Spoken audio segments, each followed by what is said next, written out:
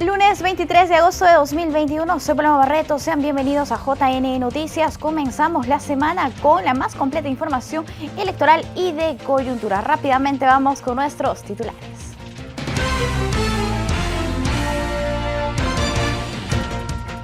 El Jurado Nacional de Elecciones puso a disposición de la ciudadanía plataforma electoral con miras a consulta de revocatoria.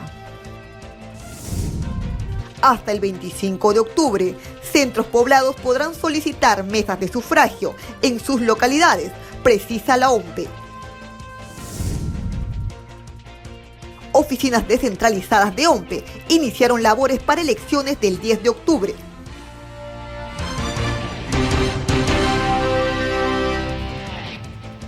Desarrollamos nuestra información, les contamos que la biblioteca de la Oficina Nacional de Procesos Electorales cumplirá 20 años de servicio a la ciudadanía. Conozcamos en la siguiente nota de la OMPE un poco más de esta importante área.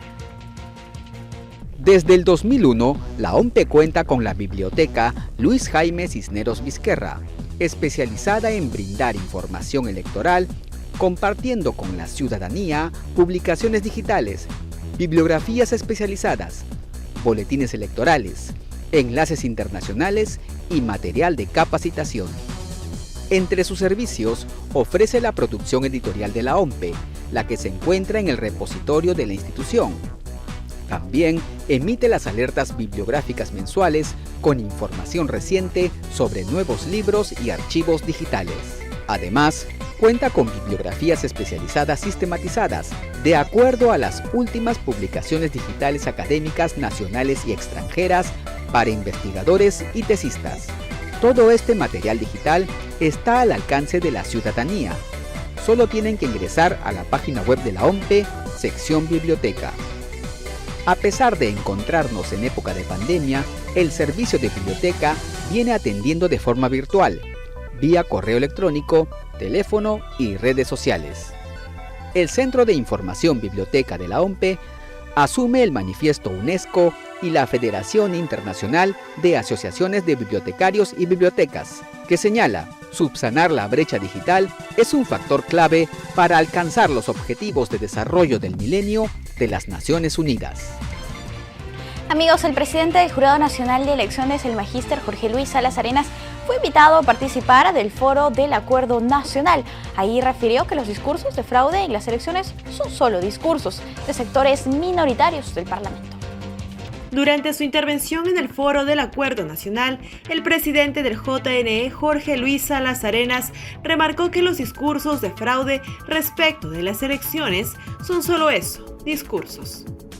Enfatizó que el sistema electoral peruano, conformado por el JNE, la OMPE y el RENIEC, ha cumplido con su constitucional deber de guiar y facilitar el recambio democrático de las autoridades en un contexto de suma complejidad. Aseveró que tanto la comunidad internacional como los observadores nacionales han reconocido los resultados. Manifestó también que el sistema electoral va a persistir en el cumplimiento de sus funciones con la misma energía con que lo viene haciendo, porque por encima de todo se encuentran los intereses del Perú. La reunión estuvo encabezada por el presidente de la República, Pedro Castillo Terrones. También tomaron parte de la reunión la presidenta del Legislativo, María del Carmen Alba, así como ministros del Estado, gobernadores regionales, entre otras autoridades. Por otro lado, informamos que el Jurado Nacional de Elecciones pone a disposición de la ciudadanía y de las organizaciones políticas la plataforma electoral, herramienta del portal institucional que contiene diversa información sobre el proceso de consulta popular de revocatoria del mandato de autoridades municipales 2021. A fin de brindar información de manera amigable al público en general, el Jurado Nacional de Elecciones habilita plataforma electoral para consulta popular de revocatoria 2021, que permite conocer el estado de los expedientes, así como detalles del Jurado Electoral Especial de Lima, que impartirá justicia electoral. El visitante podrá buscar por número de documento o, en caso contrario, mediante la opción de búsqueda avanzada, en la que podrá sondear por tipo de expediente, departamento, provincia y distrito. Asimismo, se encontrará con información completa sobre el Jurado Electoral Especial de Lima, que impartirá justicia electoral en primera instancia. Para acceder a esta herramienta digital, el usuario debe dirigirse a la página web www.plataformaelectoral.jne.gov.pe y elegir la opción Consulta Popular de Revocatoria 2021. Asimismo, podrá ingresar desde la página web del Jurado Nacional de Elecciones y seleccionar el recuadro Plataforma Electoral. Por otro lado, la OMP informa que hasta el 25 de octubre de este año podrán solicitarse mesas de sufragio en centros poblados para las elecciones primarias y elecciones regionales y municipales del año 2022. Con miras a las elecciones primarias y elecciones regionales y municipales 2022, la OMP recordó que el 25 de octubre de este año es el plazo máximo para la recepción de solicitudes de instalación de mesas de sufragio en centros poblados. Así, desde el año 2005, la OMP contribuye a disminuir el ausentismo electoral, evitándoles largos viajes y elevados gastos de transporte. Los documentos se presentan de lunes a viernes de 8:30 a 4:30 de la tarde a través de la mesa de partes virtual externa, mesa de partes presencial en el Jirón Washington, número 1894, Cercado en Lima, o en la Oficina Regional de Coordinación, según el departamento al que pertenece el centro poblado. Las solicitudes ingresadas después de la fecha límite no serán tramitadas para las citadas elecciones, sino para los procesos electorales posteriores a estas. Cabe señalar que en las últimas elecciones generales, la OMP instaló mesas de sufragio en 1.040 centros poblados, a fin de proteger a los electores y otros actores ante la pandemia y garantizar el voto de más de 777.000 electores que viven en situación de pobreza y pobreza extrema. Para mayor información sobre la solicitud de mesas de sufragio, puede comunicarse al número que aparece en pantalla o el correo electrónico centrospoblados@ompe.gov.pe. Las oficinas descentralizadas de la OMP iniciaron las labores para la realización de la consulta popular de revocatoria en 13 jurisdicciones de todo el país. Veamos. El pasado lunes se instalaron las 6 oficinas descentralizadas de la OMP para el desarrollo de las actividades electorales de la consulta popular de revocatoria del mandato de autoridades municipales 2021. Las oficinas estarán ubicadas en Cusco, Huancayo, Huaraz, Lima, Piura y Tacna, con la finalidad de organizar y ejecutar estos comicios que recibirán a más de 26.000 electores de 13 distritos. De las 6 ODPs, la de Cusco y Lima tiene 3 distritos a su cargo cada una, mientras que las oficinas ubicadas en Huancayo, Huaraz y Tacna abarcan 2 distritos, y Piura solo tiene una jurisdicción respectivamente. En Chipao, Ayacucho, se llevarán a cabo este 10 de octubre las elecciones municipales complementarias. La ODP de Lucanas tendrá a su cargo la organización de estos comicios, como veremos a continuación. La ODP Lucanas ha reanudado sus actividades operativas de organización de las elecciones municipales complementarias en el distrito de Chipao, provincia de Lucanas, departamento de Ayacucho. Como se recuerda, dicho proceso electoral fue suspendido en marzo del 2020 debido a la emergencia sanitaria por la COVID-19. La oficina descentralizada, ubicada en Puquio, capital de la provincia de Lucanas, estará a disposición de los electores, miembros de mesa y demás actores electorales que requieran información o capacitación referente a estos importantes comicios. En tanto, el Jurado Nacional de Elecciones dispuso la utilización del mismo padrón electoral aprobado el 28 de noviembre de 2019, en el que figuran 1.914 ciudadanos hábiles para votar. También serán los mismos miembros de mesa quienes fueron sorteados el 17 de enero del año pasado. Para la ejecución de estos comicios, la OMP ha realizado ajustes al plan operativo electoral de la elección, como la aplicación de los protocolos de seguridad y prevención contra la COVID-19. Asimismo, se mantendrá el uso del sistema de escrutinio automatizado SEA.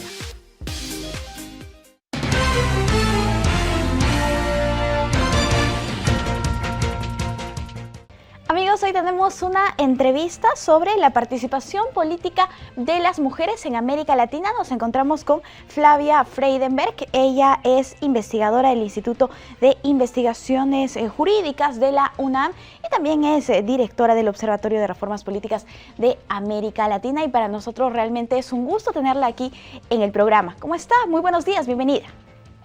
Muchísimas gracias por esta oportunidad, feliz de poder acompañarles. No, a usted las gracias por acompañarnos. Por favor, coméntenos cómo observamos la participación política de las mujeres en los recientes procesos electorales. Bueno, América Latina está viviendo una revolución pacífica que va de la mano de cambiar obstáculos históricos que dificultaban la representación política de las mujeres en igualdad de condiciones que los hombres.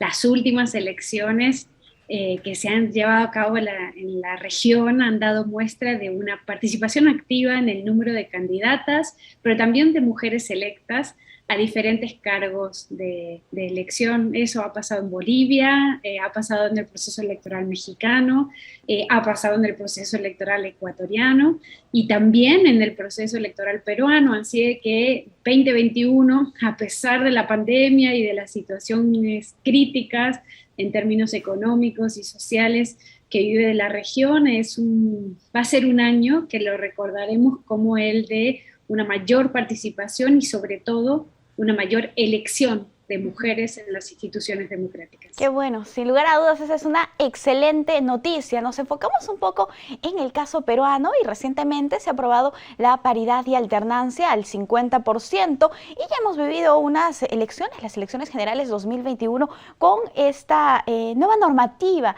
En ese sentido, ¿cuáles han sido los resultados? ¿Cómo han observado ustedes? Bueno, la paridad con alternancia que tan felices nos puso, ¿no? Que finalmente se pudiera abandonar la cuota y se incorporara en el diseño institucional peruano la exigencia de la paridad, que como bien sabes, no es una cuota, es un principio legal, un principio constitucional que intenta llevar a la realidad política la diversidad sexual, a la representación, así de que en principio muy contentas de que se haya conseguido aprobar esta reforma, que además se haya conseguido aprobar no solo la exigencia del 50%, sino además la exigencia de la alternancia, ¿no? La alternancia que supone que frente a un cargo masculino tiene que ir otro cargo femenino y así como en cremallera le dicen en algunos países, o cebra le dicen en Chile, se van colocando las diferentes candidaturas. La implementación de esta exigencia institucional en el registro de candidaturas en el sistema político peruano ha sido muy exitosa. Tenemos que el número de candidatas se incrementó casi 20 puntos porcentuales entre la última elección, digamos, que se había realizado al Congreso en términos, digamos, normales, la del 2016, y la última, la de 2021. ¿Sí? En 2016 hubo 495 mujeres candidatas, para la elección de 2021 se ha incrementado a 1.271. Y si comparamos en la misma elección, en la del 2021, la cantidad de mujeres con relación a la cantidad de hombres candidatos, lo que tenemos es que se incrementó e incluso han sido más mujeres candidatas a legisladoras, bueno, a congresistas, que hombres. El 50.5 de los 2.516 candidaturas a congresistas que compitieron eran mujeres. Uh-huh. Así que es una excelente noticia. Y cuando vamos a los resultados, es decir, cuántas legisladoras han sido electas, también se incrementa el número a más de 37 puntos porcentuales la presencia de mujeres en el Congreso. Uh-huh. Todavía faltan elementos que ajustar, pero en principio lo que evidencia la reforma institucional que se aprobó en 2021 de la paridad con alternancia en el caso peruano es que ha sido exitosa. Bien, nosotros el próximo año vamos a tener las elecciones regionales y municipales. En otros países, ¿cómo se generan este tipo de elecciones subnacionales? ¿Cómo es la participación política de la mujer? ¿Como candidatas, me preguntas? Sí, como candidatas. Bueno, en los países como México, Costa Rica, Bolivia, en donde ya se ha aprobado la paridad en la Constitución, digamos, en Perú se ha aprobado la paridad también en la Constitución, esas exigencias no son solo para un nivel institucional. Por ejemplo, no es solo para garantizar que pongan los partidos mujeres en las candidaturas solo en las papeletas al Congreso, sino que eso se aplica a todas las elecciones. Yo esperaría que en el caso de Perú se interprete en el mismo sentido y así como se incrementó en casi 20 puntos la presencia de mujeres candidatas en la competencia, ¿no?, por congresistas, también exista esa exigencia en las candidaturas para las elecciones subnacionales. Así de que en principio debería ir en el mismo sentido. Bien, perfecto. ¿Cuáles serían las otras acciones que se deberían implementar en el país para que se garantice la representación política de las mujeres? Exacto. Nuestro trabajo, querida amiga, tiene que ir orientado a la representación política, ¿sí? No es cierto y no hay que comprar este argumento de que hay que primero empoderar a las mujeres porque las mujeres primero tienen que aprender a hacer... No. Nosotros acá lo que tenemos que focalizar la agenda es hacia la representación política. Entonces, hay que mejorar las condiciones en que las mujeres compiten. Diferentes medidas complementarias a la paridad van orientadas, por ejemplo, a acceso igualitario, cuando estás haciendo campaña electoral, a los medios de comunicación. Eso significa, por ejemplo, en Brasil hay una acción, ahí sí es una acción afirmativa que establece que las mujeres tienen acceso gratuito a las mujeres candidatas, ¿no?, a spots en los medios de comunicación, sobre todo en televisión, ¿no? Otra medida es el financiamiento etiquetado con perspectiva de género. ¿Qué significa eso? Que hay del dinero público que reciben los partidos políticos, una parte va destinado a... sí, es como acciones de fortalecimiento del liderazgo de las mujeres para ayudarlas a mejorar sus habilidades de campaña, a ayudarlas a conocer determinadas políticas o propuestas de políticas públicas que puedan ayudarle en el armado de su campaña, pero también tiene que ir orientado a formar y capacitar a los hombres en arenas como transversalización de la perspectiva de género o cuestiones que tienen que ver con la democracia paritaria o también nuevas masculinidades, que creo que en el Perú nos vendría muy bien a unos cuantos políticos, también políticas, unos buenos talleres de nuevas masculinidades. Otras acciones concretas tienen que ir orientadas a desgenerizar a los partidos políticos. Es decir, no solo exigir que pongan mujeres candidatas, sino también que los órganos internos de toma de decisión de los partidos políticos sean paritarios. Y creo que todo eso tiene que ir acompañado con el fortalecimiento.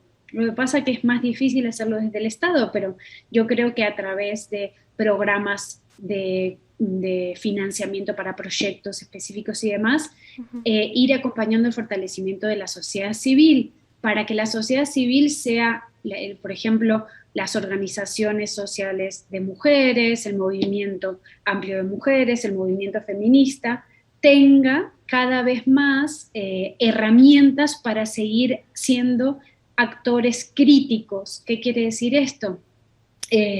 Actores con capacidad de acción y control y monitoreo de la norma, de la reforma que se hizo.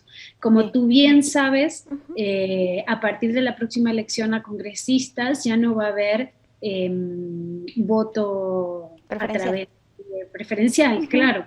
Entonces, bueno, vamos a tener que monitorear. Evidentemente, si hemos incrementado 10 puntos porcentuales la presencia de las mujeres congresistas con esta reforma, yo aspiraría que con la próxima elección, ya con listas cerradas y bloqueadas, pudiéramos llegar a una integración paritaria del Congreso. Perfecto. ¿No? Es lo ideal, ¿no? Lo que se tiene que perseguir. Bueno, si el 50% de la población es mujer, yo esperaría que el 50% de las instituciones también estén definitivamente, Flavia. Somos la mitad y exigimos paridad. Muchísimas gracias, Flavia, por acompañarnos aquí en JN Noticias. Ha sido un gusto conversar contigo. Un gusto también. Muchísimas gracias. Bonito día. Cuídate, es una próxima oportunidad. Amigos, nosotros tenemos que hacer una pausa. Volvemos.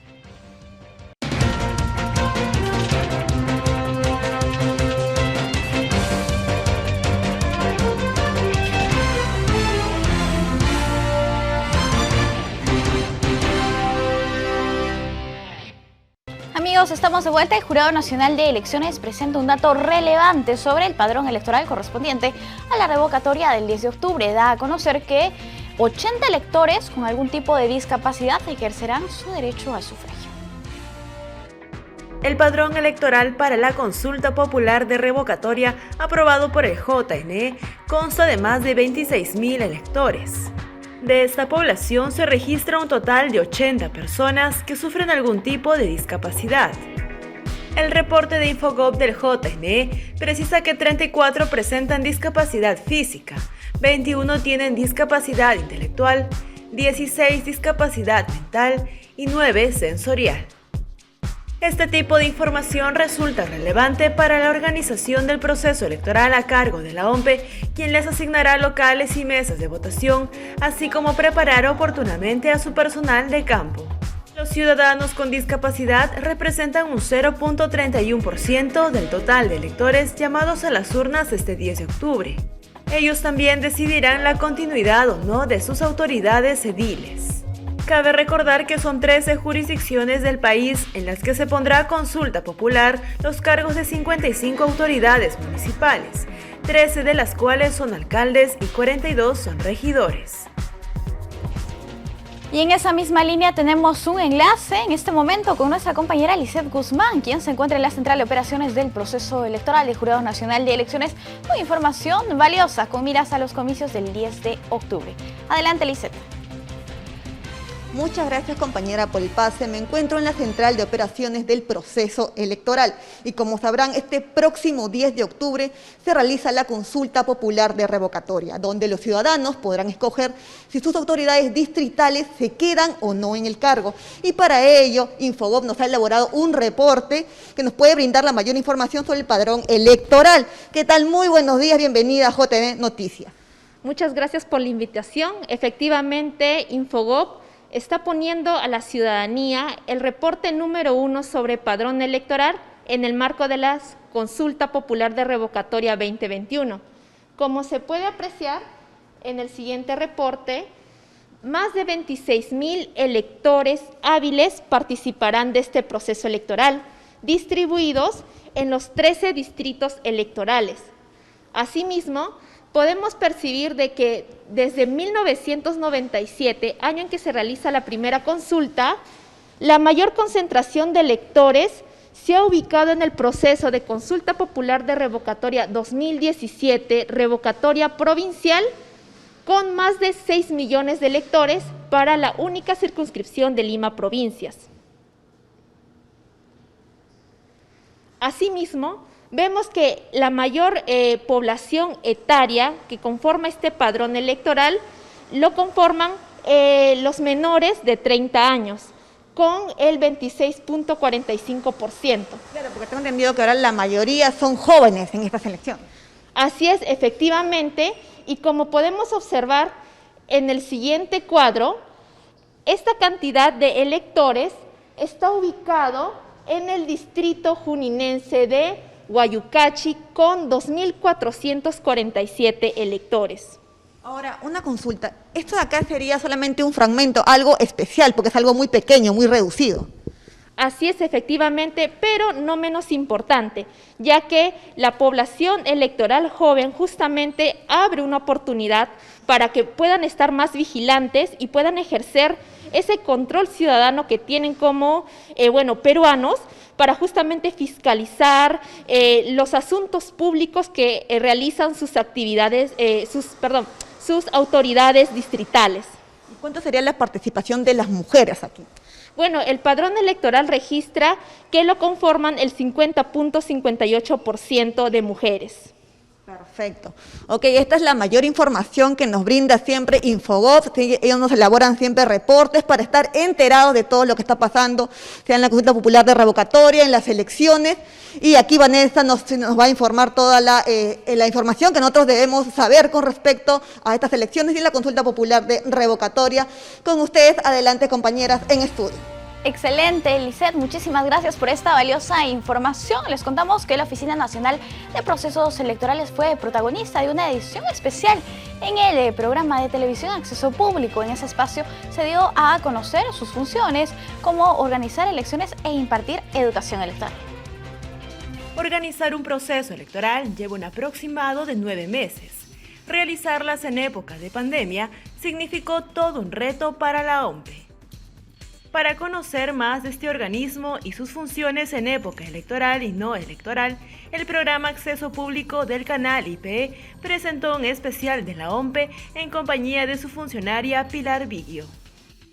Cuando hay un proceso electoral es muy activo. La OMPE trabaja con diferentes gerencias, que lo llamamos aquí, la gerencia de educación electoral, por ejemplo, y dentro del cronograma electoral tienen actividades que cumplir. Y entonces en etapa electoral hay mucho movimiento. La OMPE, además de organizar y realizar todo tipo de elecciones para el país, también ofrece su asistencia técnica electoral a diferentes instituciones que así lo requieran. Así lo dio a conocer la funcionaria del organismo electoral. Nosotros tenemos algo llamado asistencia técnica electoral. Si alguien quiere llevar a cabo sus elecciones, una universidad, una organización, nos pide asistencia técnica, es decir, que los orientemos de cómo llevar a cabo su elección. También tenemos un área que realiza educación electoral dirigido a diferentes públicos, a ustedes, a universitarios, a organizaciones de la sociedad civil. Hacemos más una educación ciudadana. En otro momento, Viggio se refirió a las elecciones generales llevadas a cabo este año. Destacó la estrategia de los 7 protocolos de bioseguridad y la capacitación virtual. Ha sido todo un desafío. Lo primero que hizo la OMPE es crear 7 protocolos de prevención y seguridad contra el COVID-19.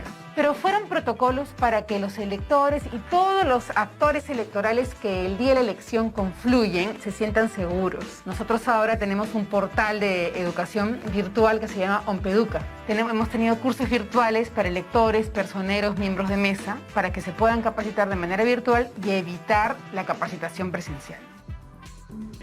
Cada 5 años el Perú celebra elecciones. No obstante, la OMPE no detiene sus labores y continúa impartiendo educación electoral.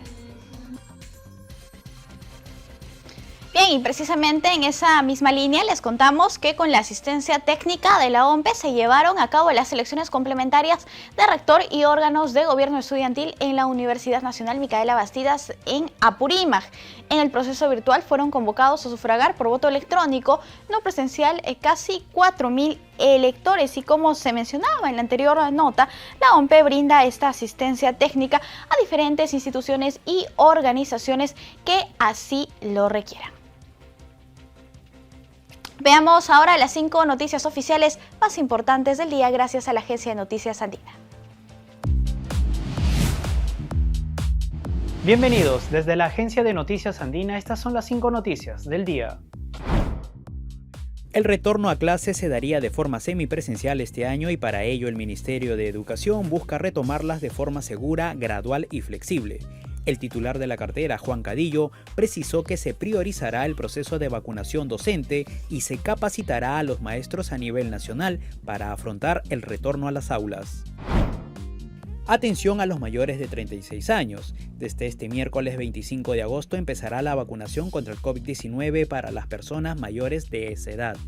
El ministro de Salud, Hernando Ceballos, anunció que el próximo fin de semana se realizará una nueva vacunatón, en la que se priorizará a las regiones donde aún no se ha aplicado esta medida.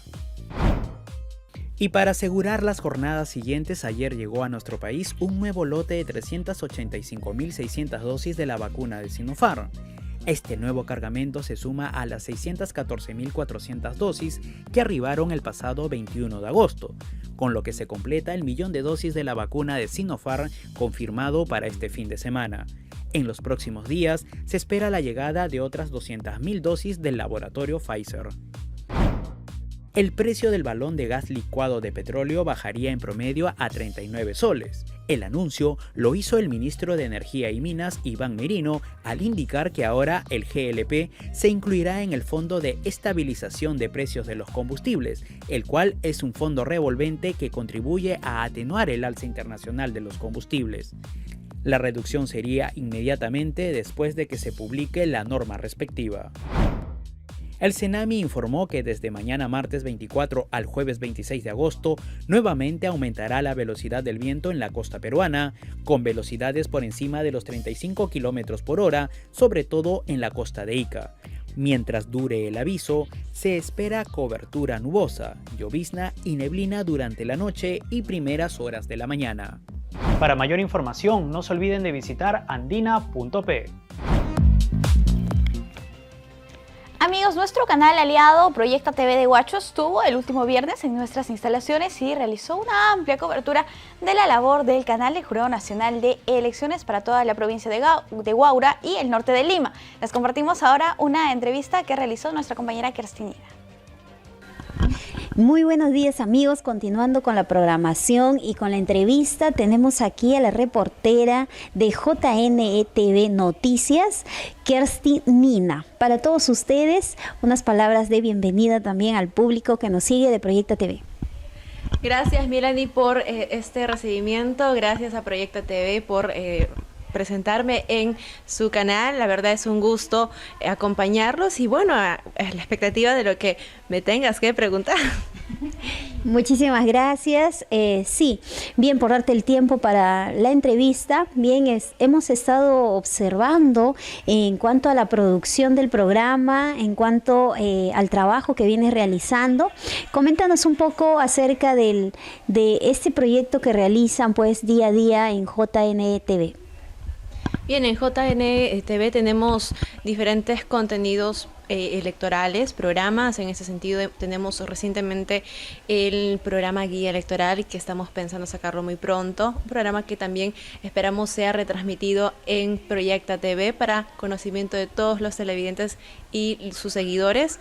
Aparte tenemos el noticiero de fines de semana JN Regional, en el cual también soy conductora junto a una colega más y llevamos información del jurado y de los procesos electorales a las diversas provincias. Tenemos un total de 23 canales aliados y Proyecta TV es también uno de ellos.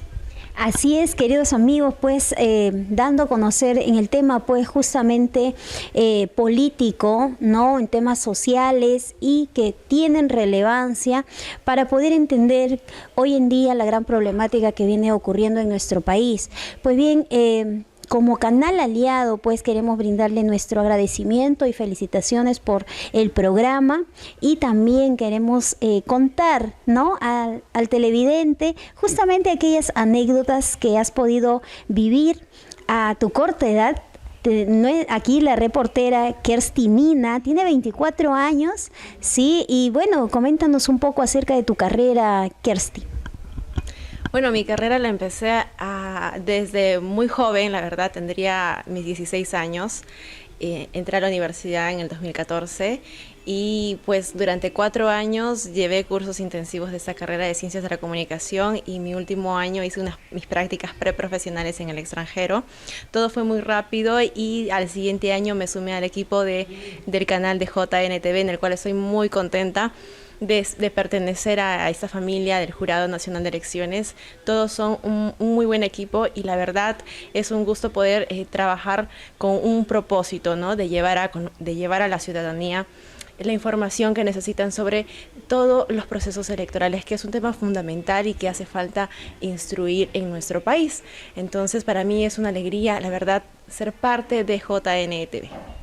Así es, y entonces coméntanos un poco, Kersti, acerca de las anécdotas o cuál ha sido quizás no un poco acerca de entrevistas que han sido por ahí de repente que te han marcado, ¿no? Dentro de tu carrera profesional o algo que haya sido difícil quizás de poder cubrir, ¿no? Alguna nota en específica, coméntanos por favor.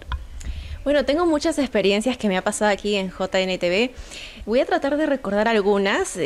Principalmente yo siempre me animé por lo que es redacción. Ese siempre ha sido mi fuerte y era el curso en el que más he destacado en la universidad.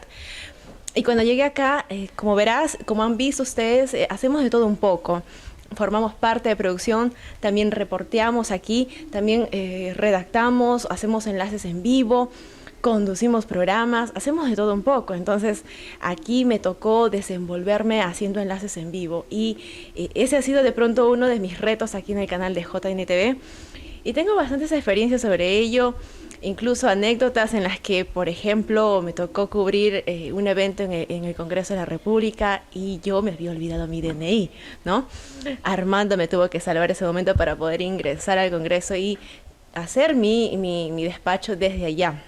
La verdad, ese es yo lo recuerdo en ese momento, claro, no era nada gracioso, pero después uno lo recuerda con mucha gracia, pues, ¿no? Después, pero bueno. Y bueno, en las elecciones generales, por ejemplo, me tocaba preguntar a la gente, ¿no? De la fila, sobre sus expectativas de la organización, de este proceso electoral tan atípico en una pandemia. A veces me tocaba gente que bueno, venía solamente a reclamar, ¿no? O quería ocupar toda la cámara y no nos dejaba hablar. Entonces teníamos que prever ese tipo de detalles y llevar a cabo esos enlaces en vivo para JN Noticias. Y bueno, entre otras anécdotas que la verdad ahorita de pronto no se me vienen a la mente, ¿no? Pero sí, yo los recuerdo con mucha gracia y es parte de crecer, ¿no? De esa experiencia. Así es, amigos, pues bien, sí, ¿no? Realmente los anécdotas son los que nos ayudan justamente a estar más preparados, ¿no? O incluso a poder saber realmente lo que la gente necesita para su vida, ¿no? Lo que realmente la gente tiene que estar informados antes de emitir algún tipo de reclamos también, que es muy importante. Es por ello que hacemos pues recalcamos justamente la importancia de contar con una base confiable, sobre todo para recurrir en estos temas, porque hoy en día a través de las redes sociales o en medios que muchas veces conocidos como influencer pueden dar su opinión o pueden dar algún tipo de alcance a los amigos o a la población, muchas veces no se hace con esa imparcialidad o con esa información que necesita la gente, porque a veces hasta incluso en términos que se puedan emplear en temas políticos, en temas con alcance justamente en las elecciones o ahora que ya se viene justamente la revocatoria en 13 distritos, me comentaba también Kersti. Entonces, ese tipo de temas, qué mejor que analizarlos y mantenernos informados a través del canal JNTV para todos ustedes, aquí con la periodista Kersti Nina. Acompáñenos pues justamente a ese recorrido, al equipo de producción, a todo el sistema que manejan y sobre todo a la información que se les brinda a través de Proyecta TV. Bien, mi estimada Kersti, por favor unas palabras para las personas que siguen el canal y brindarles tu saludo, pues, ¿no?, respectivo, que ellos están a la espera. Así es, yo antes de cerrar y siguiendo la hilación de tu idea, la verdad es que es fundamental seguir a fuentes confiables. En el caso del Jurado Nacional de Elecciones, en un proceso electoral como el que tuvimos recientemente, se ha difundido noticias falsas, eso es muy cierto, pero también se debe al desconocimiento de cómo se rige un proceso electoral, y el Jurado Nacional de Elecciones tiene un código electoral, un proyecto de código electoral que se encuentra a disposición de la ciudadanía para que pueda revisarlo en su página web principal. Es www.jne.gov.pe.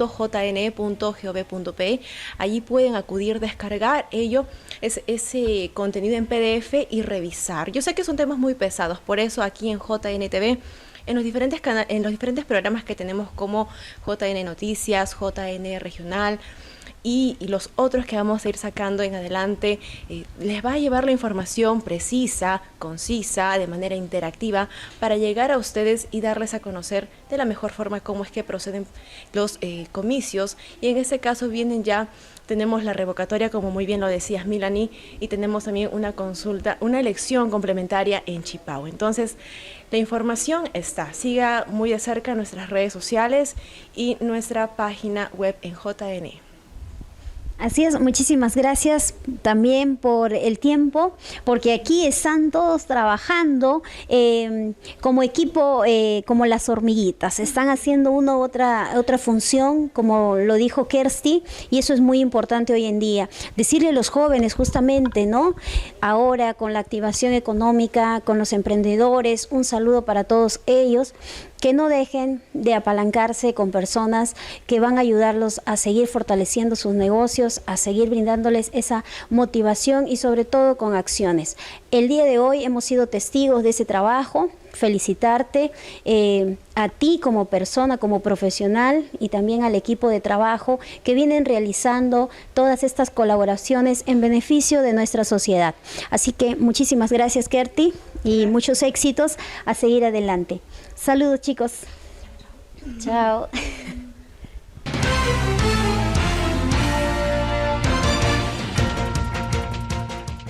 Amigos, es momento de una entrevista. Vamos a conversar con la doctora Milagros Campos. Ella es constitucionalista y profesora de la PUC. Hablaremos sobre el voto de confianza del gabinete ministerial. ¿Cómo está, doctora? Muy buenos días, bienvenida.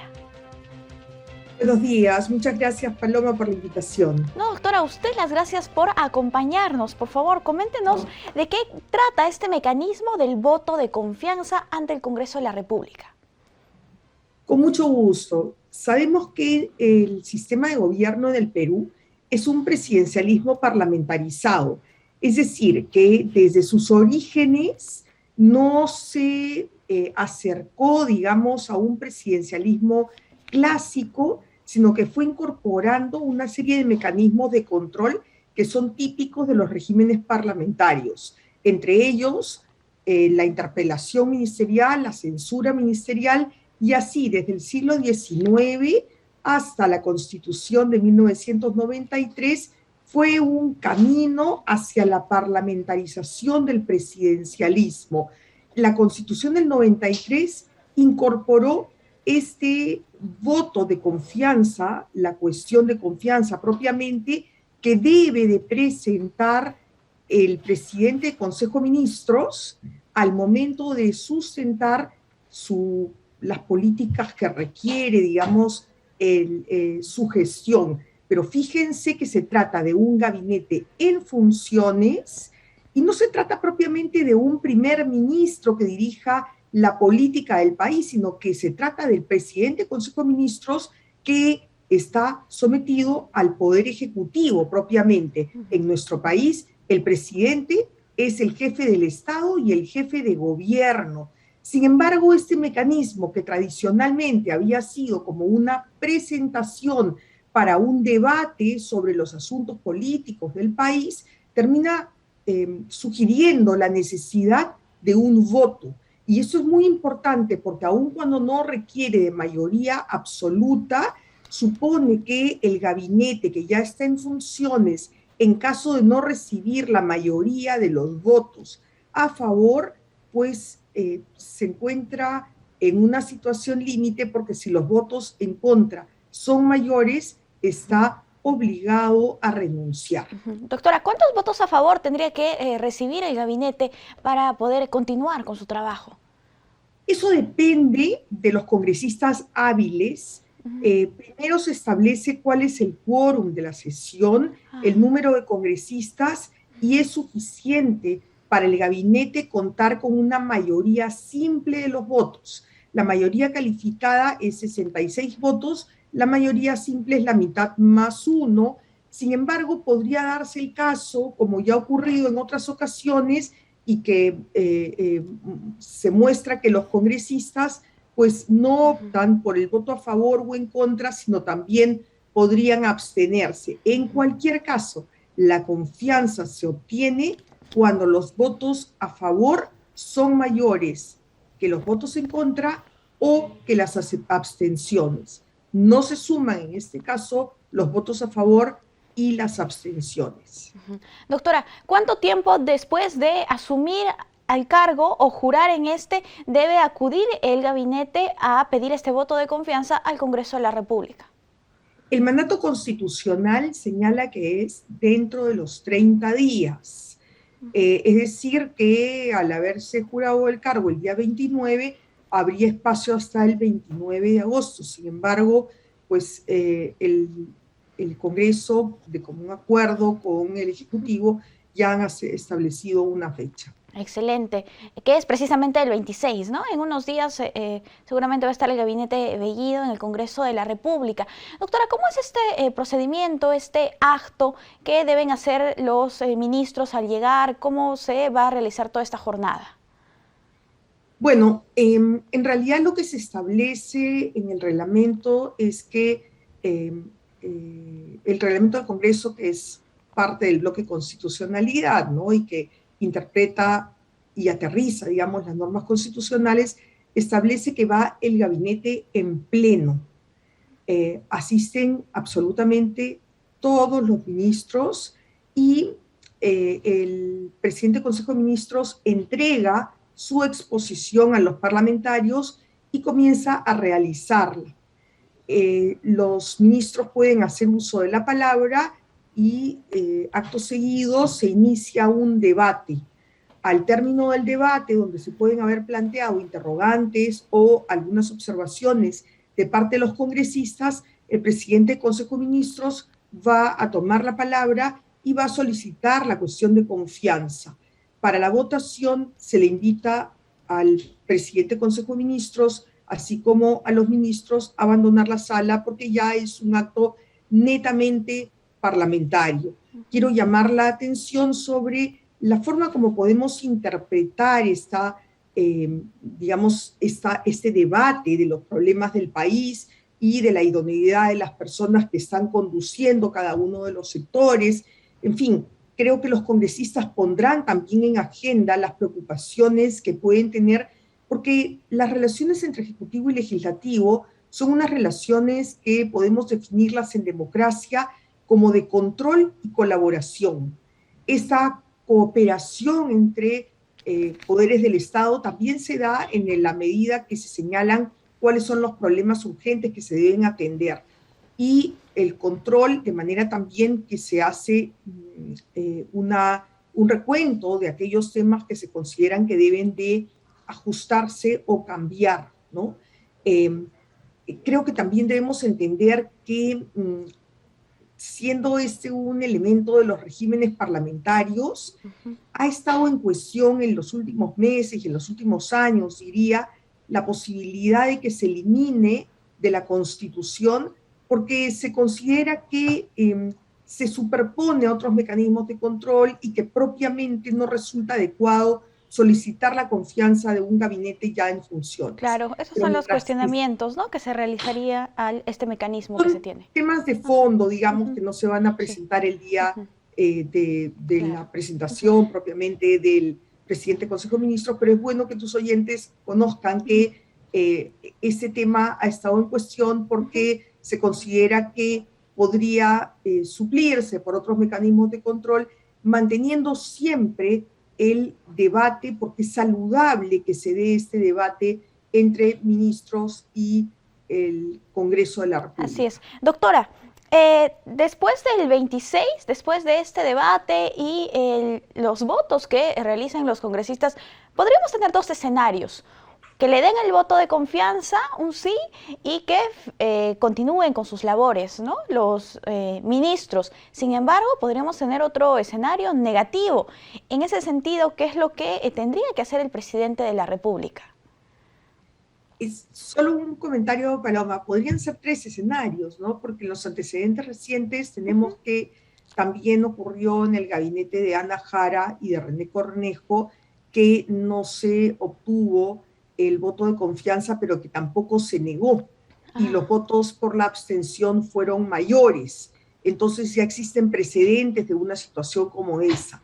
En el caso de que se rechacen la confianza y que los votos en contra sean mayores, lo que va a ocurrir es que el Congreso comunica ese hecho al presidente de la República y consecuentemente los ministros encabezados por el presidente del Consejo de Ministros, que para el efecto no es un primer ministro, sino un presidente del Consejo de Ministros, va a tener que renunciar y el presidente aceptarle su renuncia y nombrar un nuevo gabinete.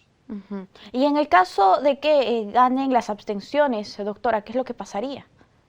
De acuerdo con los precedentes, lo que debería pasar es que el Congreso comunique este hecho al presidente y se fije una nueva fecha para la votación. Listo. Doctora, si el legislativo llegara a rechazar este gabinete, ¿el presidente podría reorganizar su nuevo gabinete con ministros que ya se encuentran actualmente en este?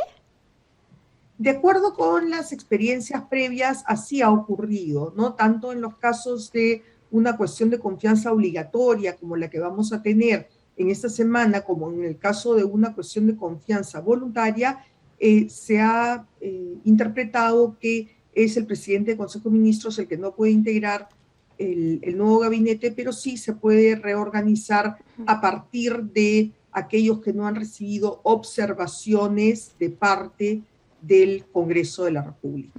Perfecto, entonces vamos a ver qué es lo que sucede en las próximas horas. Doctora, muchísimas gracias por acompañarnos aquí en JNE Noticias. Esperemos que podamos tener otra oportunidad para conversar también con usted en cuanto a este aspecto y otros aspectos.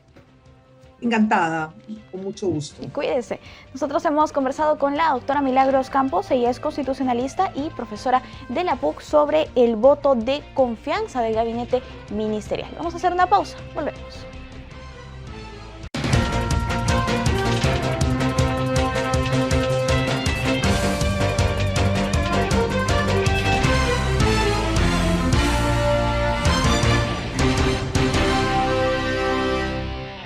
Amigos, tenemos más información de coyuntura. La crisis sanitaria y económica ha golpeado a muchos sectores del país. En La Libertad, para impulsar la reactivación, se inició la campaña Cómprale a la Libertad. El informe es en nuestro canal aliado TV Cosmos.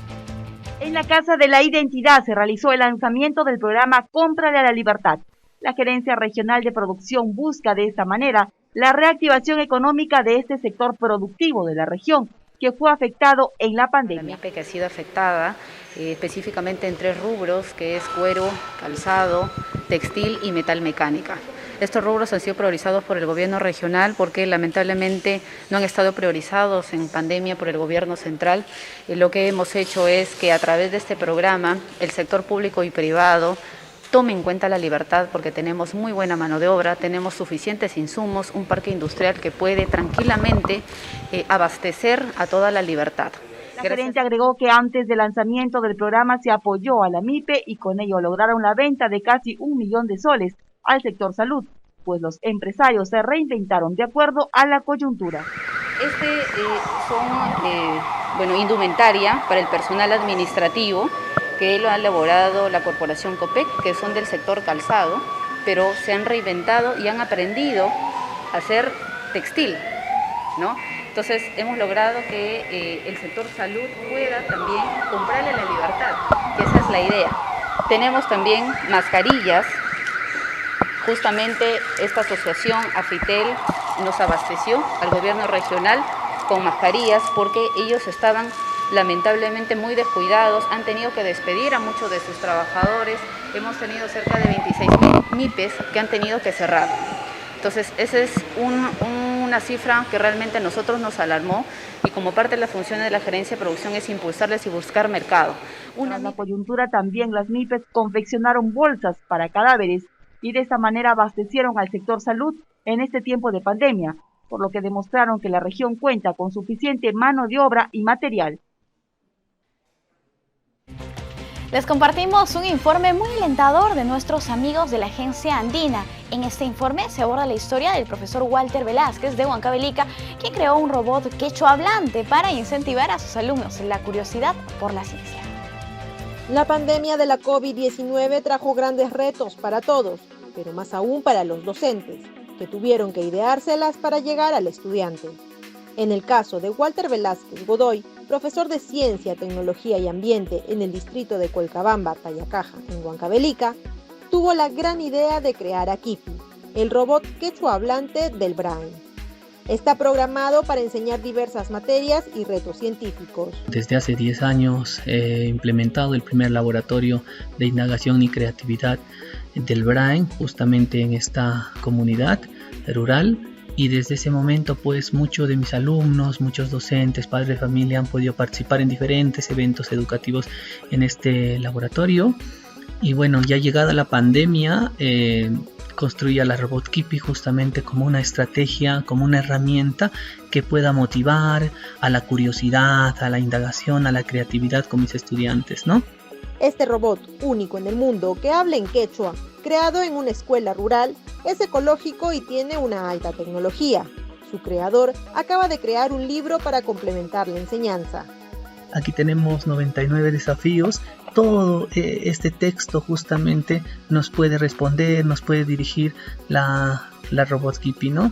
Además tiene una aplicación muy importante, muy interesante, y además muchas cosas para que los chicos también puedan producir. Tenemos actividades indagatorias, de creatividad, de parte ecológica, parte cultural. Hay una pequeña novela de 12 capítulos también, y así. Y todo esto está tanto en español y tanto en quechua también, para que los estudiantes puedan disfrutarlo y puedan ir trabajando. Por ejemplo, acá tenemos un cuento ecológico en castellano y en quechua, y así puedan ir de una u otra manera ir mejorando los aprendizajes, sobre todo nuestros estudiantes, ¿no? Un gran destino tendrá esta obra. Será donada a 350 niños. Y va a ser donado a 350 niños para que sigan aprendiendo en la modalidad de educación remota. Para el profesor Walter Velázquez, la pedagogía no es una carrera, sino una gran pasión. Y es eso que me conlleva al bien común, para que mis estudiantes tal vez sean mejores personas, mejores ciudadanos, para que exploren, digamos, los contenidos científicos, educativos, y tomen decisiones. Y eso es lo que es la pedagogía. Nos ayuda a transformar justamente la actividad social, y sobre todo esto, ¿no? Que los que queremos ver tal vez a algunos estudiantes mejor cada día. Amigos, no tenemos tiempo para más. Hemos llegado al final del programa. Muchísimas gracias por acompañarnos en JN Noticias. Recuerden que estamos a través del canal 516 de Movistar TV, las redes sociales del Jurado Nacional de Elecciones y, por supuesto, en nuestros canales aliados. Los dejamos ahora con imágenes de Lambayeque. Permiso.